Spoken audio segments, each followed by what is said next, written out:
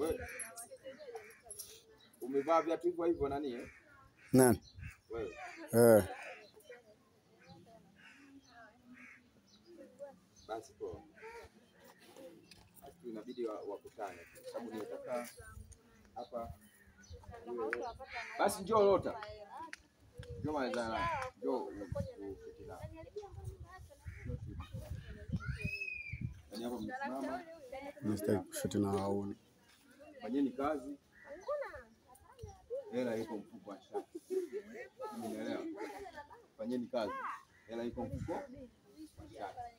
Kimaliza mkabidhi kazi, niwape hela yenu. Sawa? Alafu unafanya nini? Unaondoka. Wakati unaondoka uendei. Wakati unaondoka nataka wewe Rachel unatokea hivi. Sawa?